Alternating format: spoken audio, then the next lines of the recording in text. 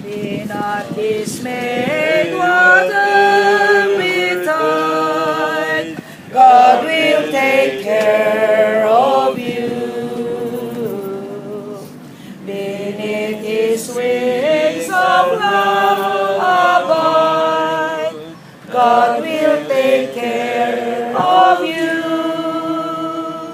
God will take care of you through every day or all the way. He will take care of you. God will take care of you. All you need, He will provide. God will take care of you.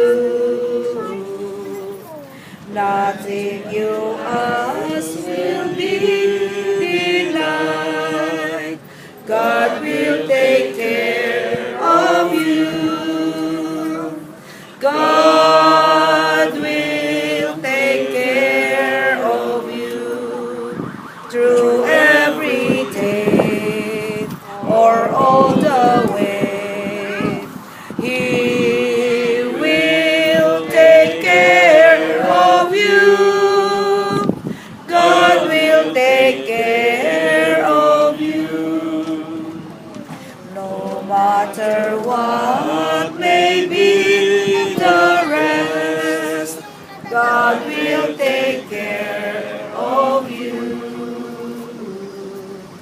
That very one upon His breast, God will take care of you. God will take care of you through every day or all the way. He will take care of you. God will take care of you. Kung tawagin si Desra ni Mastupe, Emily,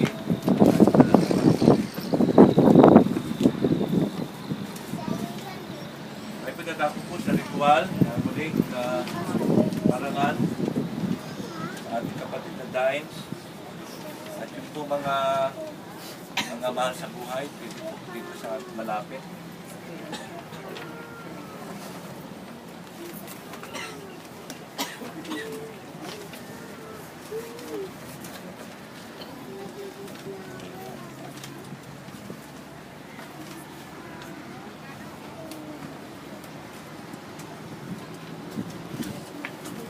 Ito yung pamilya.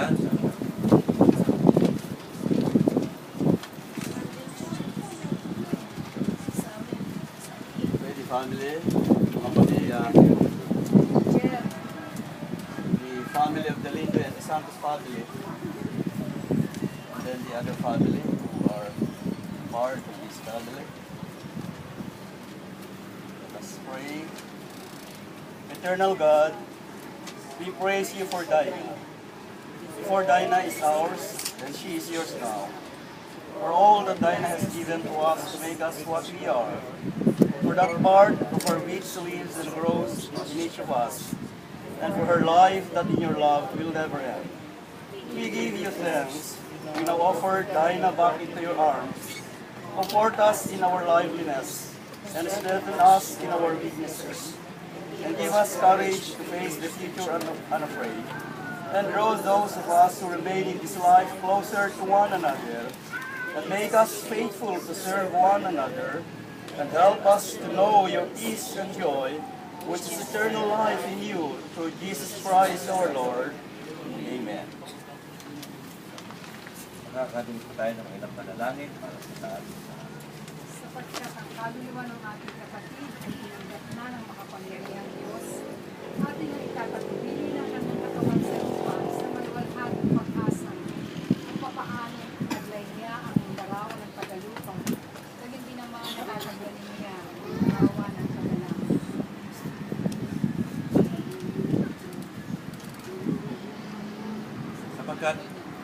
kaluluwa ng yumao ay pumapasok na sa buhay na walang hanggan.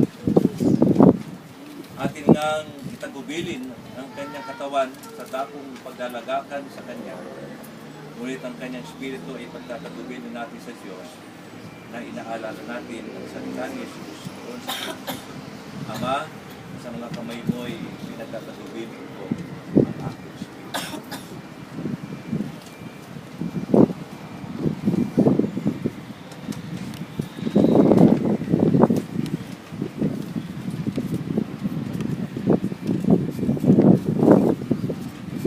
Yamang ang kaluluwa ng namatay ay bumabalik na sa Diyos na nagkaloob nito.